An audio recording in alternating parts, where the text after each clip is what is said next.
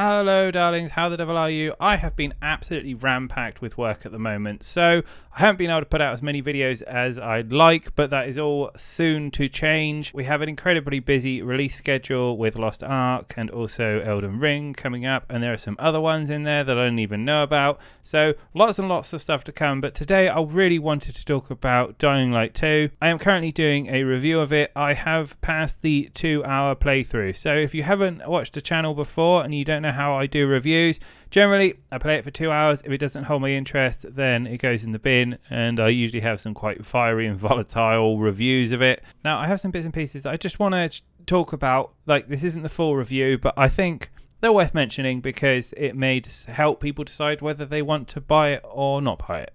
Anyway, this is an extremely rough draft. This is literally my notes from when I'm playing the game. So I play the game, I notice something, I write it down. So this is how I've literally chronologically noted things as I've gone through. So take them with a pinch of salt, and these may very well change because, as I say, there's still a lot of the game that I haven't gone through and explored. So the first thing that hit me when I started playing the game was that I had to tweak the performance settings to get it to run smoothly. Once I had upgraded to DirectX 12, everything was running hunky-dory and it was all good and very, very smooth. So performance went from pretty bad to really, really good. That being said, if I'm being really honest with myself, I am not blown away by how good this game looks. I wasn't walking in expecting it to be incredibly visually impressive. It's not a Ghost of Tsushima, but at the same time, I don't really see that much of a difference between the first one and this one. And it has been a long time since I've played the first one, but I wasn't instantly like, oh my god, hit the print screen and take all these beautiful shots. And my brain, I don't know why, but when I first started playing it, I was like, well, this doesn't actually look all that much better to Half-Life 2. So if graphic fidelity is a big thing for you, just bear that in mind. The next thing that I just observed, and I say these are completely random, is like, why are there so many bees in this game? Now the next thing I noted, and again they're pretty random, is why are there so many bees? There are bees literally everywhere, on everything, in buildings. It almost feels like this is the bee apocalypse as much as it is the zombie apocalypse. Now, you don't really have any interaction with the bees, apart from like you get their honey and then you use them to build your healing upgrades and so on. But it just made me chuckle. It was just like, there are so many bees. Like, I grew up in the countryside and I didn't see this many bees. And they're everywhere. Now, unless you suffer from trypophobia or you're just scared of bees in general, it's not going to impact you whatsoever, but it did make me chuckle. Now, the next thing as well is the whole animations of your body feel really off. It feels like the camera has been put into a third-person model. Now, when you're moving along, your hands kind of like move along in a jogging kind of fashion.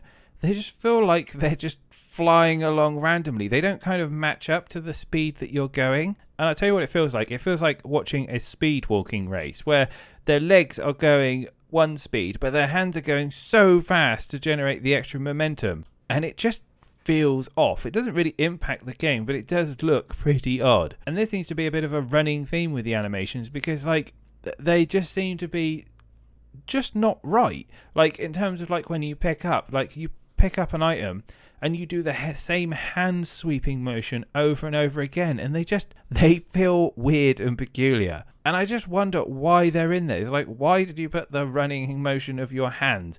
Why did they put the sweeping motion of your hand when you're picking up items? It doesn't really add any value. It just makes it look weird. And this kind of goes into my next thing as well that I notice is like the parkour feels really floaty. Almost feels like you've got like Halo gravity. And that might change, but yeah, I don't get a good sense of momentum with the movement. So in terms of combat versus zombies, really fun, like the stamina system, hacking them down.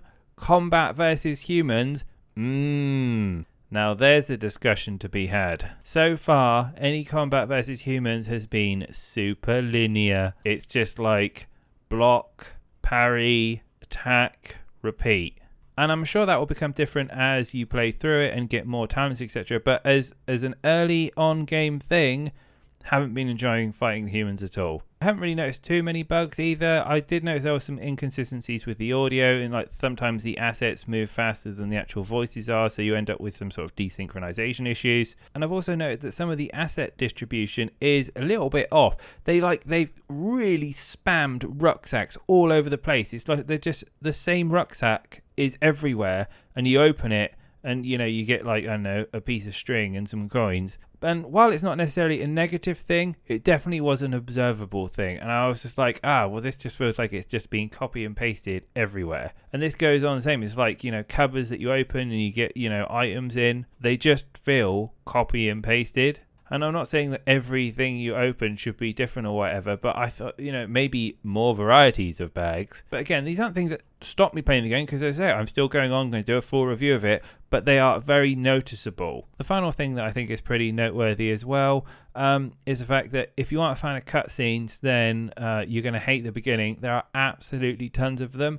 And also getting into the actual game itself, I think for about 2 hours was just kind of tutorial levels. There was a lot of pre-setup. So if you don't enjoy that kind of thing, then it's maybe not for you. Anyway, a very flash in the pan kind of set of things that I've just noticed about the game. Let me know what you think about it. How have your experiences been so far? I will do a full review on this when I've actually finished it and completed it. But until then, have a great week, everyone, and I'll be back with more news and reviews soon.